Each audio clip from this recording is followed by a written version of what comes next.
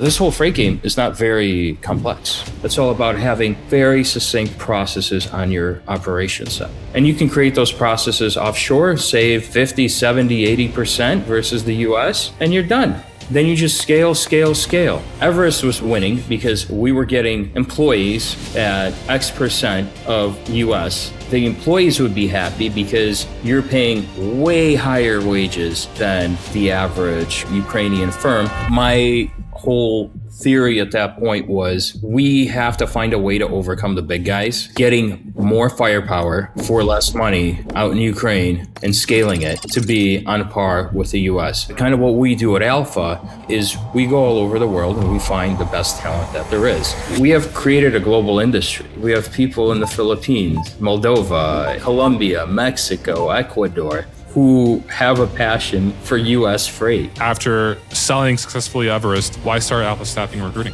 It came kind of out of the blue.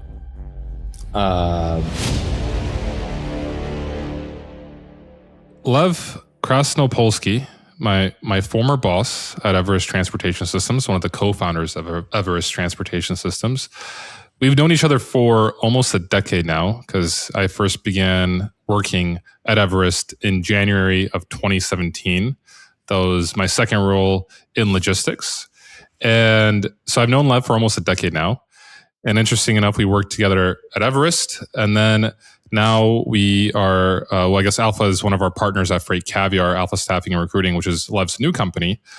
So Lev was one of the co-founders of Everest, which he helped build and scale before it was acquired by Cambridge Capital in 2021. And since then, or I guess since 2024, 2025, he's been running Alpha Staffing and Recruiting, which has been a boutique logistics recruiting and staffing firm. And they have quite an interesting angle for the logistics industry that we'll get into in this episode. But what I find fascinating about Lev is his story, having been born in the USSR before immigrating to the United States at the age of 5. And so I'd like to begin there. Lev, I'm looking forward to getting to know you better. Even though we've known each other for a decade, I feel like I know you quite well, but I still think there's a lot that I don't know about you. And so we're going to dedicate this time to get to know you better.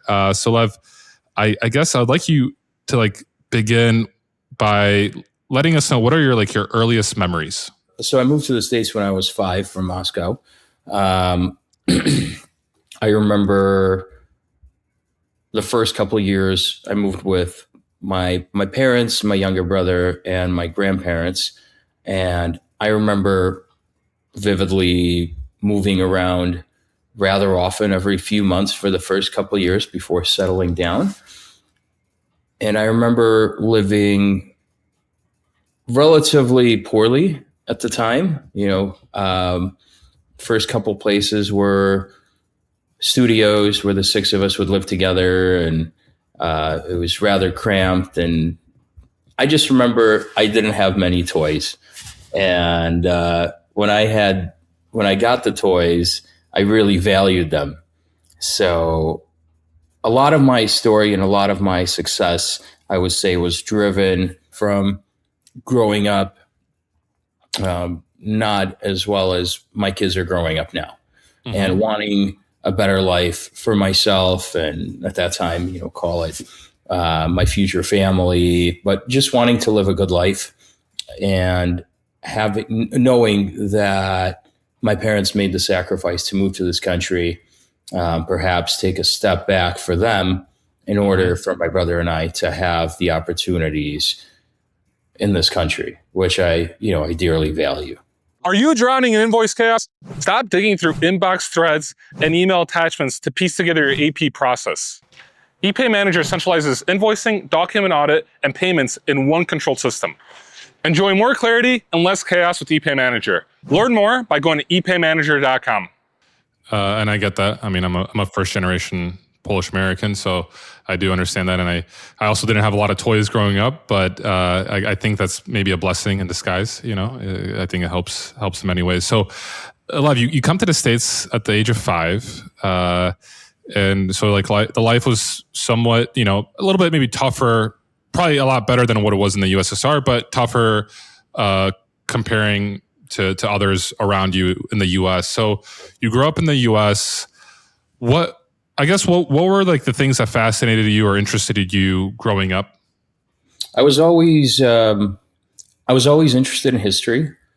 My grandfather was a general in the Soviet Army, and he was the most successful guy in the history of my family. And I had the opportunity to spend a lot of time with him as my parents were working. And my grandparents spent a lot of time with my brother and I. And he would tell me about stories of what he kind of went through, and flying all over the country, going to the far north, feeding the polar bears and the Arctic, being in charge of 3 air armies, flying all over the place, crazy stories. And I was always fascinated by them. And I think that's when I started being interested in geography. And I remember one of the first purchases that my parents made was the World Book Encyclopedia from 1992. And I would read every book, cover to cover. I was fascinated, especially by countries, by history, by geography, and I think geography later was one of the reasons I entered into logistics, because it's also has to do with a lot with maps, how far places are from each other, and et cetera, et cetera. So I think there were early signs back then. And I think that combined with the drive of wanting to succeed. And I think, I still tell my kids now, and, thank God they're a lot more fortunate than I was, because it kind of opens up more opportunities for them. But, they're like, hey, Dad, what were you doing when you were our age? And I was like, well, when I was your age, like call it 7, right, or whatnot, I was like, my highlight was twice a week there was garbage day, and my grandpa and I would go, trying to find a new VCR in the garbage, or a TV set or whatever, and we would bring it back, test it out, and see if it worked. And if it didn't work, we would take it apart and keep the bolts and screws for whatever we'd need them for. Like that was something I used to look forward to as a kid. So I think to them it's very fascinating. Sure. Yeah, I mean, so much has changed just in one generation. So I remember you were also interested in chess. Correct. Can you tell us a little bit about your journey in chess? Yes. So my grandfather introduced me to chess when I was around 5 or 6, and I grew up playing chess. I had various chess tutors, because as you know, chess is a game that develops critical thinking, as well as quick calculations, risk taking. And that's something I grew up with. I can't say I was the most amazing chess player, but I was pretty decent at a certain point in time.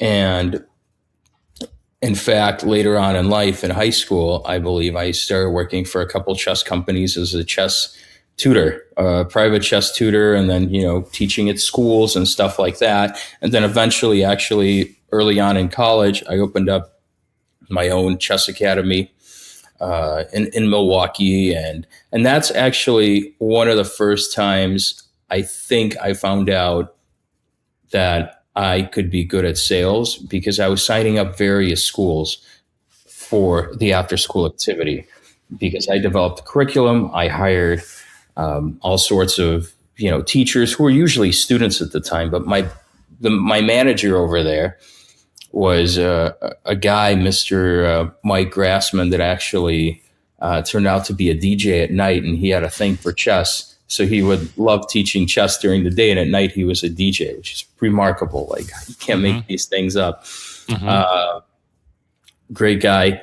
And I ended up having a good deal of success, with luck, obviously, in signing up different schools and then expanding them. And I was, I think I was 20 at the time or so. And I found out, like, hey, like I think I can sell a little bit. And this was at the same time as I was working doing finance at General Electric and later Reader's Digest. On the side, I was selling, renting out apartments for a leasing company. I was always kind of trying to make a buck.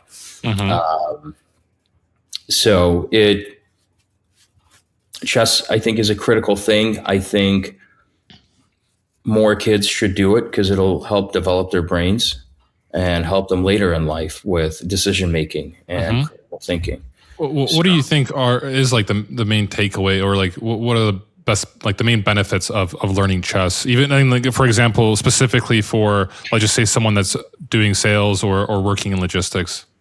Quick calculations, thinking ahead, and being able to do that and having that ingrained in your brain where you're so used to it that when you're negotiating, you're always ahead. Because most people aren't used to that. So you felt that in your logistics days, that you were ahead in terms of negotiation. You were able to think a few steps ahead. Yeah, and I don't think it's just in negotiating, let's say rates, right? Like back in the day with carrier sales, but just kind of thinking ahead strategically and mapping out all the possible paths that your opponent could take. And trying to create a situation where it's a win-win. This podcast is also brought to you by Highway, the carrier identity platform that's revolutionizing how freight brokers fight fraud. Every day, new threats emerge, but with Highway's robust tools, you're always one step ahead. Last month alone, Highway stopped over 54,000 fraud attempts, solidifying its role as a trusted partner to over 600 3PLs. Highway stands as your shield against the threat of stolen identities, double brokering, data breaches, and more, ensuring that your operations are secure and your transactions are safe. So, if you want to focus on what you do best and leave the worries of fraud behind, it's time to partner with Highway. Visit highway.com now to book a demo. Highway. It all starts with carrier identity. So you were in chess, you were in finance, you were leasing, or you were working for a leasing company, renting out apartments, and then logistics came. So tell me about how logistics entered your life. I had an old friend of mine that worked at the time at Echo that brought me in, and it was a couple steps back, but for some reason at that point in life I really enjoyed. I had a thing for geography, whether it's traveling, and obviously you and I would always talk about travels when we would hang out, and I know you're traveling all over Europe all the time, which is wonderful. And I always enjoyed bartering. And at that time, negotiating, at the time, I really didn't get to do that because I was in a different line of work. And it seemed that Echo kind of offered that opportunity. And I gave it a shot. It was a little bit of a step back financially, but I found out that I really enjoyed it. I would be the first guy in the office, last one out, but heck, I started making really good money. I believe my first commission check I made in carrier sales while still in training at Echo. And I was like, yeah, like this, I could do this. And by the way, I had no idea how much money I was making at the time because I just enjoyed the hustle. I enjoyed it so much. I enjoyed working with the customer reps. I enjoyed working with the carriers. It was a tremendous amount of fun. Like I had the time of my life slinging freight. I would not trade it for anything. What years was that at Echo? Let's see, maybe around 2012, 2013. 2012, okay. So you started 2011. That's when you started. Somewhere around there. And freight. Okay. And I'm curious, how much of an impact did you knowing Russian and being able to speak to Russian speaking carriers impact your ability to sell, or maybe just increase your enjoyment of the job? I think it definitely made a huge impact because it allowed me to form a much stronger bond with call it post-Soviet carriers. You're talking Ukrainians because they mostly all speak Russian. The Belarusians, all Central Asia, et cetera, Moldova, Lithuania. Lithuanians, right? Like, et cetera. They all spoke Russian. I was able to establish, I believe at the time they called what is it, like special carrier relationships or something like that, where I was their point of contact, and I was able to, kind of dominate with that. Sure. Because I was able, if they needed more money on one load, I'd give them a little bit more money on that one. They'd help me out on another load, and we're able to further our relationships, And it was great living in Chicago because we were able to meet up with these guys. We were able to hang out with them and become friends with them. And the big thing that I, taught all my sales guys later was you want to become friends with your customers because people do business with people that they like. And when you're friends, you're going to have a good time together. And inevitably, you're going to have some screw ups at some point in time, but then you have that relationship where that can help remedy the situation. Yeah, no, definitely. And I remember that quite vividly at Everest when you were kind of leading the helm in sales. You're always I guess prioritizing that relationship and visiting customers, hanging out with them. But okay, getting back to your story, Lev. So Echo, you started around 2011, and then when did you leave? Because then afterwards, if I'm not mistaken, it was a couple of years later, went over to the custom companies. Which I guess then was kind of quite quickly growing. Like, what was the reason to jump from Echo, where you said were your like glory days in a way, or maybe not glory days, but you vividly remember so enjoying Echo it? was kind of going through some changes at the time. They were becoming significantly more corporate. I was still having a good time, but it was a good opportunity at Custom to help out a friend of mine who took a job there. They unfortunately pushed him out of Echo for what I thought wasn't a good reason.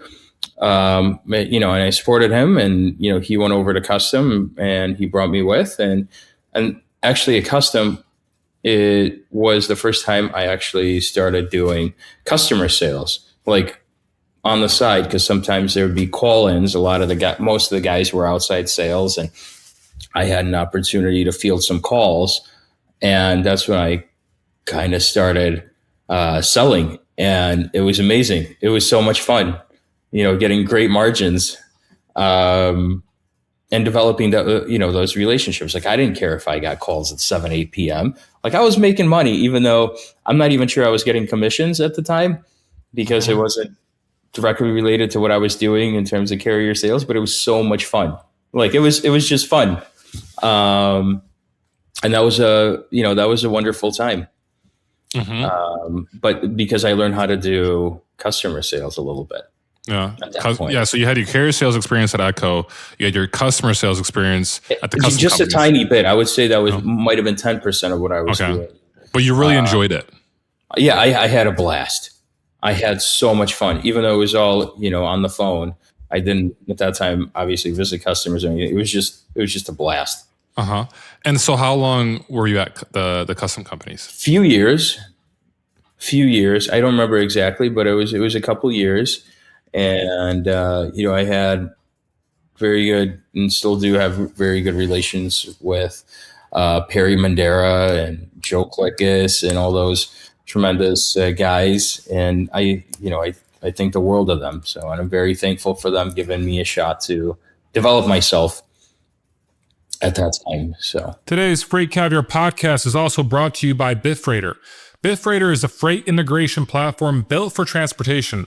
Connect shippers directly into your broker TMS and automate the life of your loads from quoting to communication to execution. Replace unpredictable EDI costs with fixed rate connectivity and use Live Quote to move from waiting to winning. With thousands of pre-built integrations on Bitfreighter, you're not looking at another integration project. You're looking at turnkey shipper connections, reduce manual work, create more opportunities, and grow without transaction penalties. Bitfreighter is the only platform that connects you to all of your shippers, allowing you to automate quoting through invoicing with both Shipper Connect and Live Quote. Go to bitfreighter.com to learn more. And then came Everest. So like, if I'm not mistaken, Everest launched in 2015. So like you spent a few years at Echo, a couple of years or a few years at custom companies, and then it's 2015. And you launch, you were one of the co-founders of Everest. Yep. Tell us a little bit about the reason for wanting to go on your own. I would say For me, it is, I have a more of an entrepreneurial mindset. It's hard for me to always work for someone. I always have some ideas that I want to try out, and obviously when you're working for an Echo or even for a custom company, sometimes it's a little bit more challenging to get those ideas pushed through. And sometimes they're great ideas. Sometimes these ideas probably stink, but I want to try them, and I want to I want to try them because some of them, like we'll talk about the Ukraine thing that came out in kind of thin air, and that actually turned out to be a really, really good $1 million idea. So, and I'm not sure I could have pushed it through elsewhere. Sure. So, okay. So you wanted to be out on your own. And so you became one of the co-founders of Everest Transportation Systems. And was it your role from the beginning to enter sales and lead sales at Everest? No, not at all. I was one of the carrier sales guys. We're supposed to have a couple accounts that were supposed to serve as a backstop while we grew. Except that those accounts didn't turn out to be what was promised per se. And with the backs to the wall, I was like, pardon my French, I was like, F it, I'm gonna do the best that I can right now. We probably have a few months, but I'm just gonna give it my best shot. And I did have a fear at the time. I think I told you so. I had a fear of just like cold calling, because customer sales and carrier sales, very different things. And I had a fear. And I remember I bought a bottle of JMO and I pulled up Google Maps and I was like, where do I think where is it less likely that people will tell me to go F myself on this map? And I decided that I was going to start calling West Virginia, Northwest Minnesota, because I thought that those people would be the nicest. Obviously, stay away from New Jersey, New York, maybe a little Florida, a little North Carolina, in the boonies, because I thought people in rural America were probably a little bit nicer and probably didn't get as much attention as those in the big cities. So that was kind of my go-to. And I started landing stuff. It was wild. It was completely unexpected. It was wild. These people trusted me with their freight. And, we did a great job booking their freight, making some margins. And I was just like, give me more freight. I want to be your number one provider. Because I knew I could move freight better than anyone else. I just needed that opportunity. And some of these people actually gave me that opportunity, and they didn't regret it. I remember there were a couple potato brokers, and I got in with potato brokers because it was easy to get in with potato brokers. They were signing anyone up at the time. Well, or at least I thought so. But we became the number one potato broker. We became number one carrier for the largest potato brokers in the country. And that's kind of how we survived, by moving freight for potato brokers. And it was brutal. I think you may remember that. Vented vans. Oh my God. Pay by weight. Yeah, pay by weight. Oh my goodness. You never knew what you were getting. No detention. They were stuck there for hours, but somehow at the end of the day, we were still making money and developed great relationships through the hardships. Because for some reason, a lot of these guys that we're sending in there, they're Eastern Euros that last time they saw a potato was back in their homeland.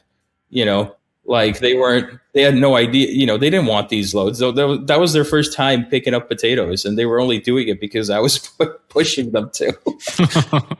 Yeah. Then, they would show up, they'd be like, what the f*** is this? How long does my guy have to wait? I'm like, let me talk to your guy. And I was talking to these guys literally 24/7, to these truck drivers at the pickups, at the deliveries. All in Russian. Yes. Mostly in Russian. Yeah, Russian, English, like any. Spanish too. Poquito. Yeah. It was rough, but it was so much, it was so much fun. And I think at that time, actually, I came up with the idea of trying this whole thing. I was like, I needed some help with tracking because I had no life for many, many months, zero life, like in the sense of like I wasn't even getting sleep. And I was like, we need some help. And if you remember, we had our office out in Evanston, Of course. and it was so hard to hire in Evanston. No one wanted to go to Evanston ever. You couldn't even find a tracker in Evanston, even if Wow. you paid a bunch of money. I loved working at Evanston. Evanston, like that was my favorite job I've ever had, like location wise. Really? Well, it was really hard to hire. That's what I could tell you. And that was pre-COVID, so you had to be on site.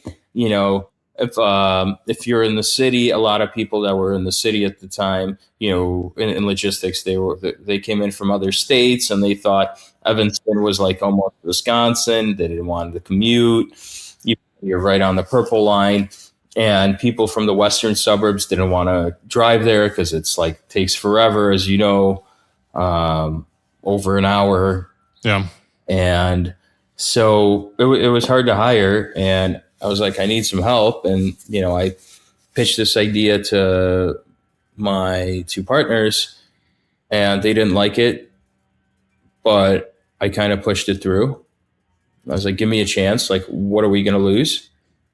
Again, they didn't like it. I pushed it kind of through and I went over to Ukraine. I hired a couple guys. You remember that guy, Roman? Of course. And Alex. Roman was I found him on a job site. He had logistics experience from Afghanistan. Yeah. I remember that. Part of the NATO response. Was it UN, I think. UN. He what? I think it was the United Nations, part of the United Nations. Oh, UN. Yeah. Yeah. So he was like the most amazing tracker. And he appreciated the job. Like he legitimately worked harder than anyone I've seen work in the United States in my whole life. Like he took it so personally, if you remember that. And the other guy, Alex, who actually ended up working, I think he works for Lego now, and he made the Home Alone house for Lego years later. Unbelievable. But he was a doctor, and he couldn't find a job because they were paying like $70 a month in Ukraine to be a doctor. And, we picked him up and that's kind of how it started. And these guys were super hard workers and they were great people. Sure. How quickly did you get a couple of trackers in Ukraine? So 2015 was when Everest launched. What was it, February? I think it was at the end of 2015. End of 2015. Okay. So like 10 months later. So you were able to basically start cold calling quite quickly and landing some freight to where you were like, all right, we need to get trackers in Ukraine. Okay, so you get Roman, you get Alex, and I entered Everest in January of 2017. I actually got hired, or I got the offer. I got the interview via CS Recruiting. So Charlie Safro, shout out to Charlie. Thank you, Charlie. Yeah, got me the interview, and I remember I started working at Everest in 2017, and back then I had 4 job offers, and so it was there was a few offers that I was like, kind of thinking about. It was at the end of it, it was between Everest and KNL Freight Management, I think. And what I really enjoyed about Everest was like it was just like 4 dudes or 5 dudes in this small little office in Evanston. And I'm like, this place looks so cool. And like, I just want to be here. I feel like this is like a place where I could, like it's kind of, I don't know, like a men's locker room in a way where it's like you just go into work, you're having fun, or it's like a fraternity, it wasn't the corporate. Yeah, just call it a fraternity. Stuff. Men's locker room doesn't sound so attractive to many. Yeah, but it was just like, it was very not corporate. It was a fun place to be in, and I was like, this is the place that I want to work at. And I remember initially, like during the interview process, I remember we spoke over the phone, and I kind of brought up the fact like, hey, like, I was thinking about maybe moving to Poland and like if you ever needed anyone. I know at that point you had a few people in Ukraine. and I know you were kind of already interested in opening up an office. I wanted to do it. Like I wanted to do it almost immediately after hiring those guys because my whole theory at that point was we have to find a way to overcome the big guys, and that could be a central avenue for doing that is getting more firepower for less money out in Ukraine and scaling it to become big and bringing productivity of those guys over time to be on par with the US. That would be a big win. And I think just to a large degree, we're able to do that. Today's Freight Caviar podcast episode is also brought to you by Chain. Over 100 brokerages use Chain AI instead of growing their nearshore tracking team. Not testing, not piloting, running it in production. It does what your tracking reps do today. It just doesn't sleep, doesn't churn, and scales without any headcount. Learn more at trychain.com. I remember this situation quite like I think it was, I remember vividly, like it was June or July 2017, and I get a phone call after hours from you, and you're like all fired up. You're like, Paul, do you want to move to Ukraine? And I was like, yes, like I'm in. Like I was like, I've been wanting, like I was just wanting to. First of all, I was wanting to move to Poland, but I was like, hey, Ukraine sounds awesome. It's right next door to Poland. I could travel to Poland whenever I want to. I could be in Europe, and I'm like, yeah, I definitely like I'm in. And he's like, yeah, I remember like Lev, you're like, okay, like give me like a few months and like we'll figure this out. I'm like, oh, so this was July 2017, and that the week afterwards, Phil and Jake take me out to lunch. Lev, you were out of the office that weekend, and it was I think like I was in Ukraine. No, I don't think you were. No, no, not then. At least I don't believe you were. I think you just had a weekend off. But nonetheless, I sit down with them. It was like my birthday lunch. It took me out. And I brought up like the fact, like our conversation from a week ago, and they're like, Paul, you are not moving to Ukraine. You're staying right here in Evanston. Don't even think about it. Like, you know, Lev's a little, you know, crazy. You know, I'm like, okay, like I was like, dang, that kind of like. I was like, crap, I really wanted to go to Ukraine. I was like all fired up. I couldn't sleep at night. I'm like, can't wait like to move. And then I remember I called you, Lev, and I'm like, yo, Jake and Phil were like, no, this is not happening. And then Lev, you're like, Paul, don't talk to them about Ukraine. Just let me handle it. And then you did handle it, and you figured it out. And all of a sudden, I think like a week before I was supposed to fly, I got my ticket. Like I got my airline ticket, and November 10th, 2017. I remember this just the dates quite well because it was quite. I went from living with my parents in like this 2-bedroom condo, and there was like 6 of us. You know, it was kind of like how your early days were in the U.S. Those are my days a decade ago, and then and overnight I'm living like in this like really nice apartment in Ukraine, and all of a sudden my life changed overnight, and then I was able to go to the nicest restaurants. I was able to like enjoy my life, and just the quality of my life improved drastically. And it's ironic because it happened moving from the U.S. to Ukraine. But okay, now let's go back to I guess Ukraine. Like I mean, I know the story. We could obviously talk about this. Like I think at the time when I moved in November 2017, there were four people already working remotely, if I'm not mistaken. I can't remember. I think we had significant. I think we were by 17. We probably had like 10, 12. I thought there was 4 people working remotely when I moved because we had you moved into. We had the office there. No, that was when we first got the office. We moved into the office. We when you got the office. I think you went to Ukraine a week before me, and you got the office. And we were just moving in, like we were just getting the desks in. We were just getting the but was that the first or the second? I don't remember. That was the first office. That was the first office. That was the first office. Yeah. Okay. Yeah. So I guess okay. Like I mean, I guess our listeners are probably interested in kind of like hearing more about maybe scaling the brokerage, because I think that's you know, like Ukraine obviously was an asset or a tool that was utilized. And it allowed Everest to scale, especially in 2017. I think the timing was really good just because I think just offshore hiring for brokerages wasn't really heard of, right? Like lean solutions was just starting, I think, I don't know, a couple years later. They were maybe around the same time, but it was still very unheard of. Like a lot of trucking companies were out in Eastern Europe, but not brokerages. Right. Yeah. And so I guess from your perspective, can you talk to us a little bit about how Everest grew? What was like the kind of the impact or the benefits of having this team in Ukraine, and kind of take us through like the next kind of few years? I think the benefits, I had this vision years before 2017, probably even back to Echo days. I kind of brought it up a few times, and obviously I was shut down, but then, it was Echo, and, big organization, which is ironic because now they have people all over the world as well. But at that time, they were a little bit more conservative in their approach. For me, I knew like it was so, pardon my friend, it was so fucking obvious it was the right decision.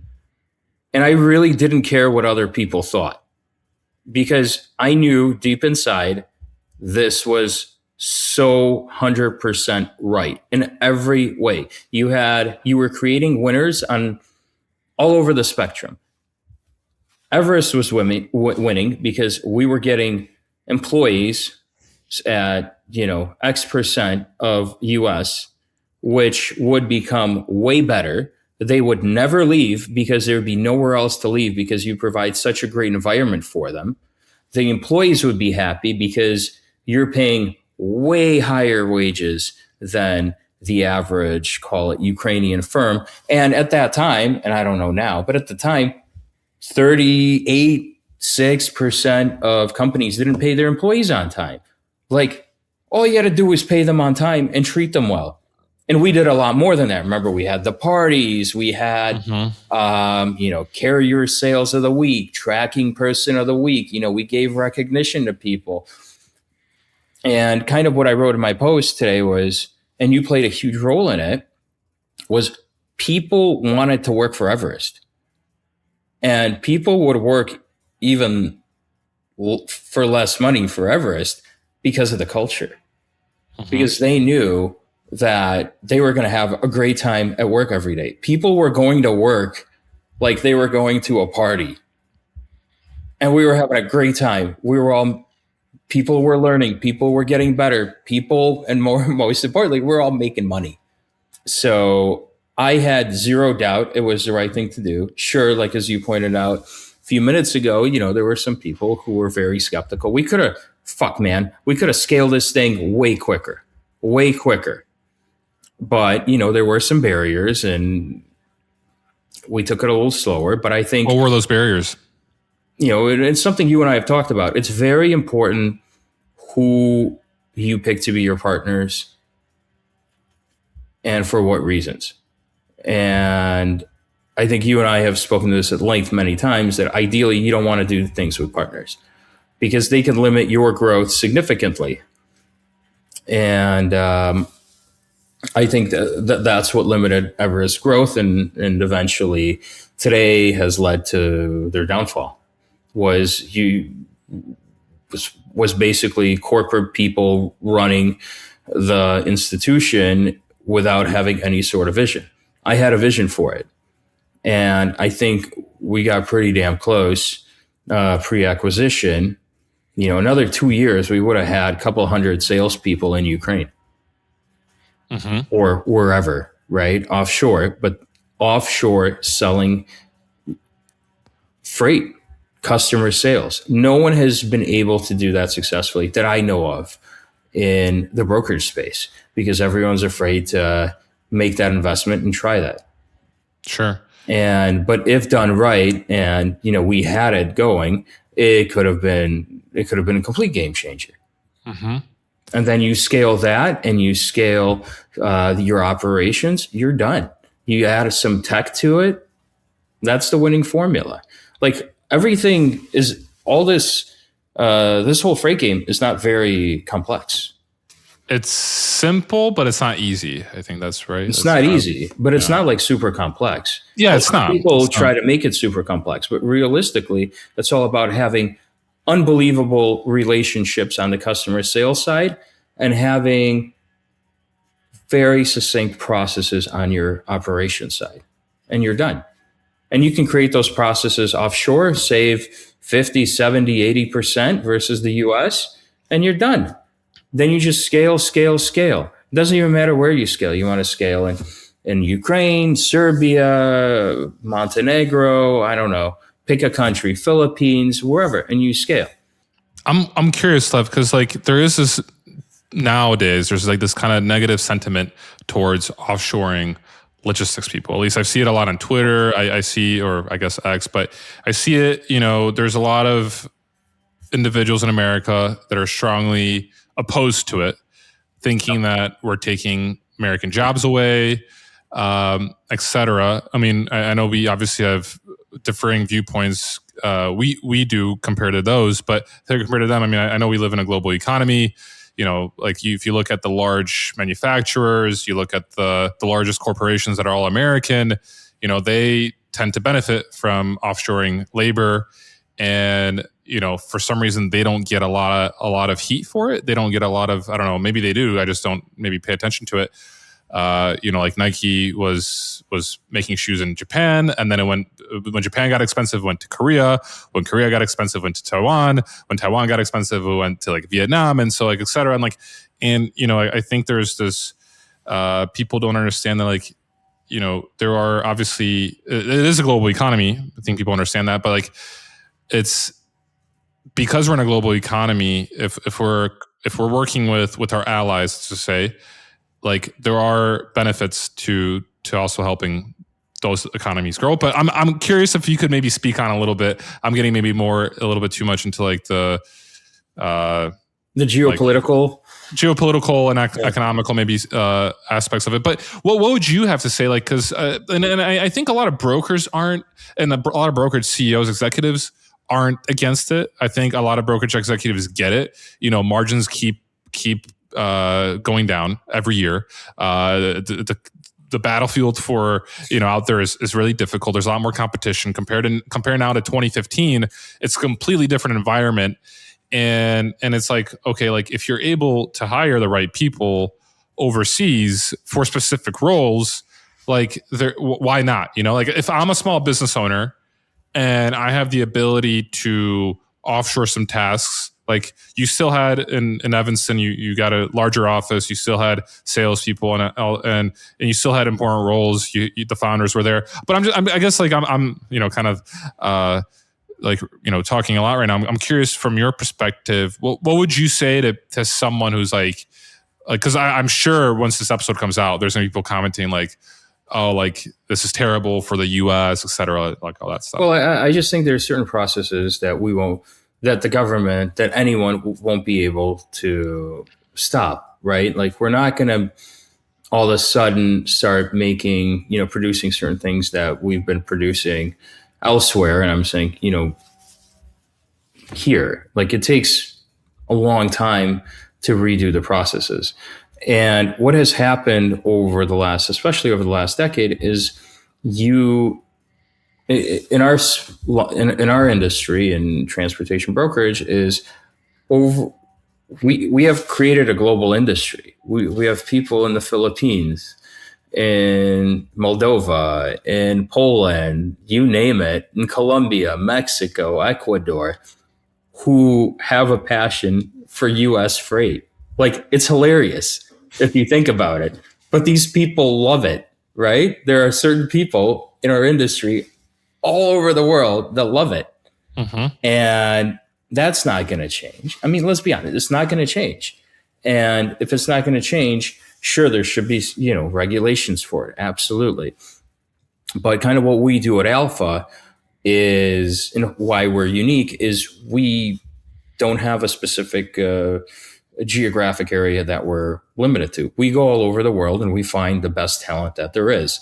And as I was saying, over the last decade, you have very talented individuals all over the world. Even you and I were talking about Central Asia.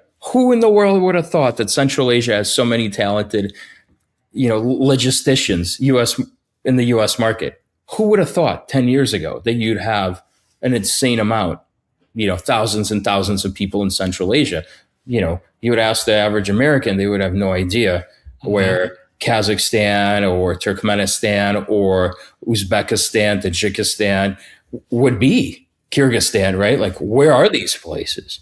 But now in our industry, it's normal to speak to people from out there. And I think the main thing is, there's a lot of fraud, and that's the saddest thing. And, we have to fight fraud.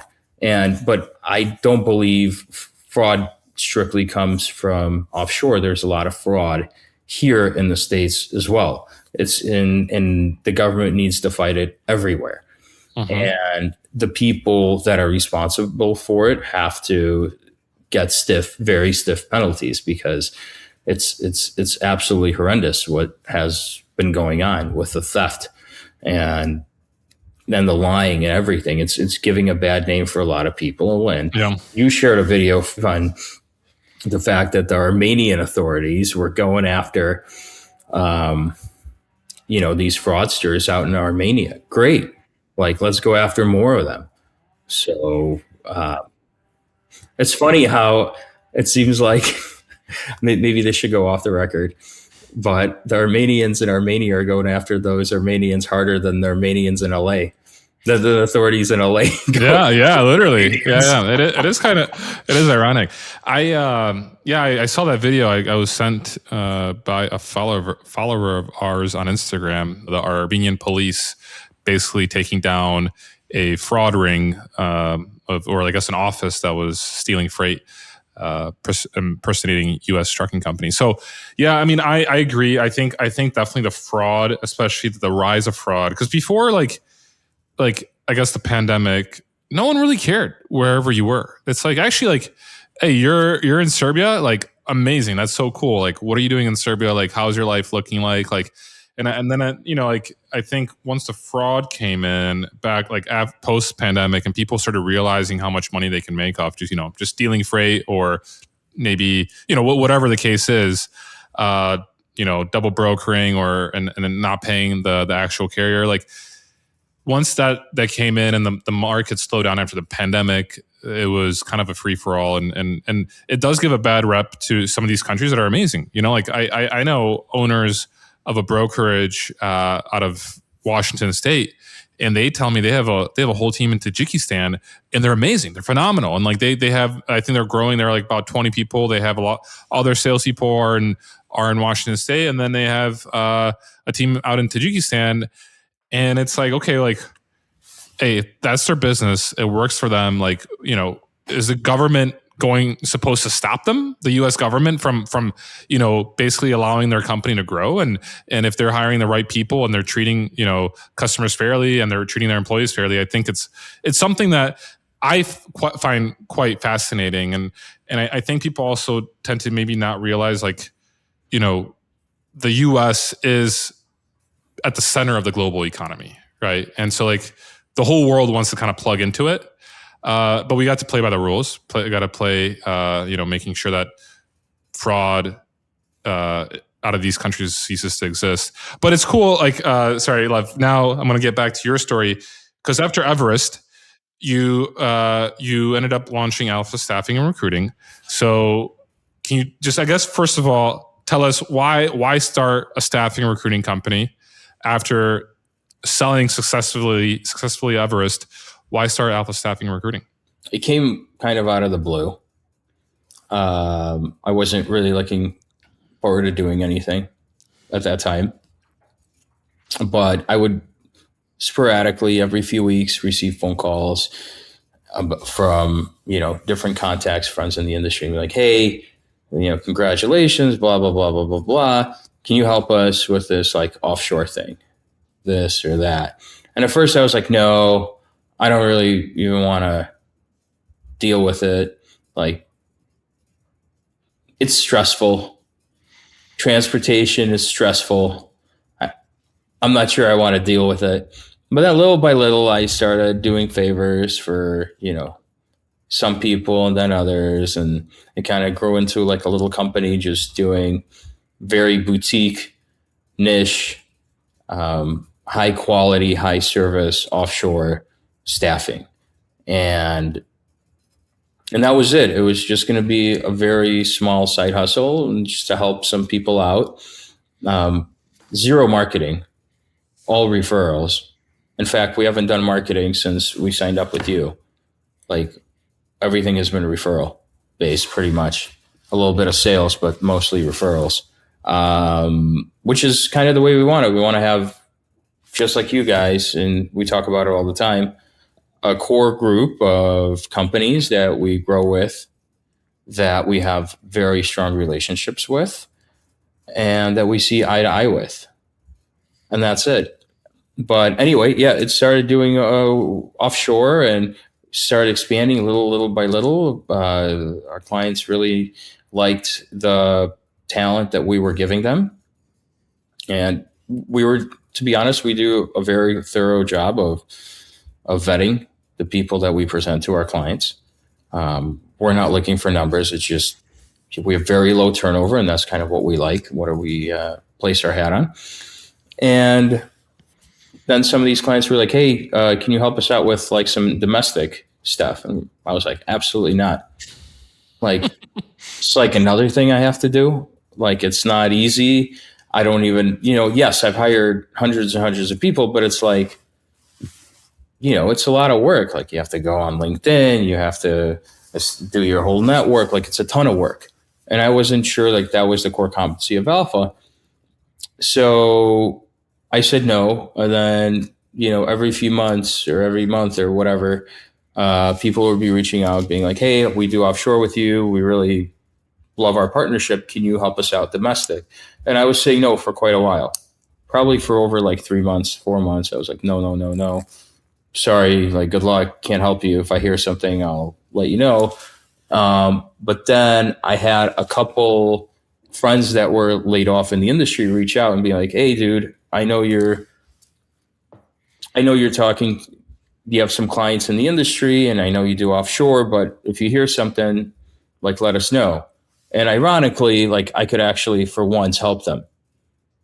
And I helped them.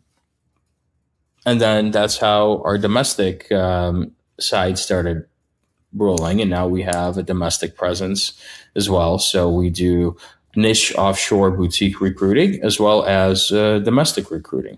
I find the way you set up Alpha Staffing and Recruiting quite unique, and the fact that you offer both, right? Because there's a tendency, or I guess most companies either focus on staffing or they focus on recruiting, and you have this unique angle where you do both. And let's just say if you're a broker and you're looking to potentially, hey, I want to track her overseas, and they could go to you. You could provide them with a couple of candidates, maybe from Serbia, a couple of candidates from Moldova, maybe from Central Asia, anywhere in the world. Essentially, you could provide them candidates with, and that way they're able to tap into this market of talent overseas, while also potentially helping them out in the recruiting and the domestic side. So, I think it makes sense. I mean, it's something that I think like a lot of companies might try to copy in a way, because I would be like, oh, that makes sense, that offering, combining them too. Perhaps, but it is difficult. It's not easy. There's only one Alpha, Paul. There's only one Alpha. Yeah, there's only one Alpha Staffing and Recruiting. Yeah, we're not looking to be the biggest in the world. We're just looking to be the Lamborghini in the race of Toyota Corollas. And that's the way we're going to position ourselves. So we have very strong bonds with all of our customers. We talk to them, we visit them, we're friends with them. And we grow with them, most importantly. And we have candid conversations with them. And, I was talking to a customer of ours that signed up a little over a year ago. And we've had, I think, over a dozen placements there and zero turnover. And they're super happy. And they work with other, some of our competitors on the offshore side, but we're the ones that have been, winning all the new positions. And in fact, all the hiring managers are like, go through Alpha, go through Alpha. I think it's a wonderful testament to the quality of candidates that we provide. Because we're not throwing shit at the wall and seeing what sticks. We're giving you quality candidates that have been in the industry for years and years and years that are plug and play. Sure, they might have to, learn your TMS, but that would be about it. So Lev, you were born in the USSR. You moved to the US when you were 5. You kind of experienced like this first generation of an American immigrant in the US where life was a little bit tougher. Toys were, maybe not a lot of toys. Not a lot of toys. Had to use your imagination. Yeah. Be creative. You were you were interested in geography, in chess. You ended up getting in logistics, and it's quite interesting to hear those stories. Like how people actually were able to take all of their experiences and kind of combine them and make them allow them to be successful. Right, the geography, the chess, and then your kind of instincts in sales and your instinct to expand into Ukraine, and now your instinct to expand Alpha Staffing recruiting. And I've seen you. I mean, I've seen your team that you've set up, and you've done an incredible job. I guess like it would be nice to hear you right now just kind of wrap up a little bit on how do you first of all envision the future for Alpha Staffing recruiting? What are your goals, and where do you want life to take you? So in terms of the goals for Alpha Staffing and recruiting, we want to keep being very boutique and niche and providing a high quality of service. We still want to be that Lamborghini that in the race versus our competitors. That's not going to change. We are looking, we're always looking to hire good people. And it's like, if there's a Michael Jordan out there, if there's a superstar, we're never going to say no to someone joining our team. And we're looking forward to having those people on that could bring a new, fresh, energetic approach, who have some other ideas that maybe I can't think of. I'm definitely not the smartest one in the room. And I'm always bouncing ideas off different people, just like you and I talk on a regular basis. I don't have all the answers at all. And I want to talk to more people that have ideas of, better ways of doing things. Like, please, we're always looking to work with those types of people.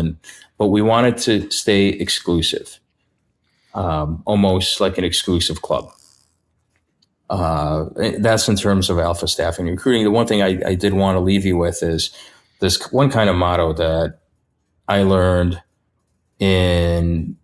while completing my MBA years ago was the hedgehog effect. And I think it's really helped me in my life, and perhaps it can help other people in theirs.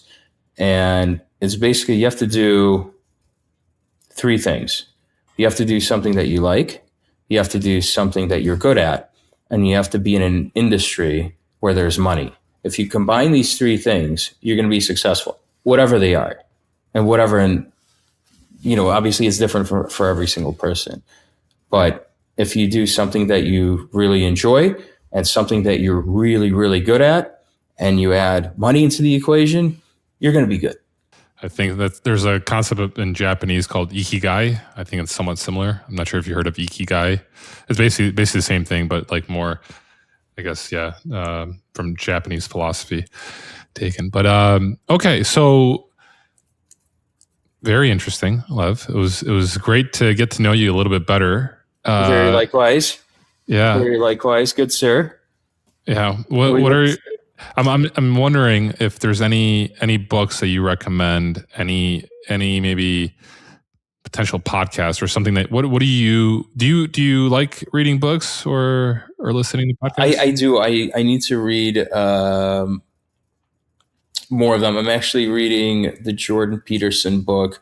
What is it, like the 12 Rules right now? I just started. Yeah.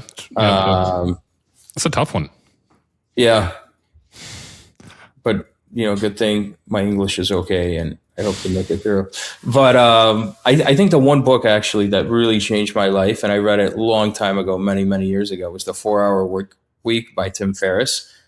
Because that's kind of how I live my life now. Like, I want to structure. I think that book pushes people out of their comfort zone to delegate all the minutia in their life in order to give the person more quality time. And at the end of the day, that's all there is in life is time. Mm-hmm. And I think many people would be willing to pay to not deal with many, many small issues, day-to-day issues. So they have more time for themselves, their career, their families, but not the little things that eat at you from the sides. No, it's true. And it's funny because I read the 4-Hour Workweek for the second time, April 2020, when it was the pandemic. I was living in Kiev, and it was one of the reasons why I actually decided to quit Everest, because I'm like, I read the 4-Hour Workweek, and there was a chapter about like, what are you like, what is the worst thing that happens if you do like, whatever you want to do. And I guess ironically, that was one of the reasons why I actually decided to, like, after reading Tim Ferriss's book, one of the reasons why I left. So I will never give you book suggestions again. It just will not happen. We really missed you. Great. Lev, thanks for your time today. If anyone needs help with staffing or recruiting, you should definitely reach out to Lev and his wonderful team. Lev, I think your email is Lev, L-E-V, at alphasr.com, if I'm not mistaken. Yep. Alpha SR for staffingrecruiting.com. You can also connect with Lev on LinkedIn. He has a new headshot, so I highly recommend you go check it out. You can't see the before and after, though. I guess you should see the before shot. You don't need to see the before. So Lev's got his LinkedIn page up and running. You could send him a DM, but Lev's, honestly, he's been definitely a very important figure in my career. Having started at Everest and working alongside Lev, I thought Lev was the coolest boss in the world, and cool in the sense that, like, you also really wanted to work for him as well. It wasn't. It was fun. We had a fun time. We had a almost 4 years spent together, and now we're working on this partnership with Freight Caviar, and so I'm excited for that too. And yeah, Lev, I'm sure we'll have more interviews to come, and maybe some updates on what's happening in the staffing and recruiting world in freight. Definitely, Mr. Paul. It's been a pleasure. It's always great to reconnect and spend time together. And I wish you a wonderful, easy week. No more than 4 hours. So.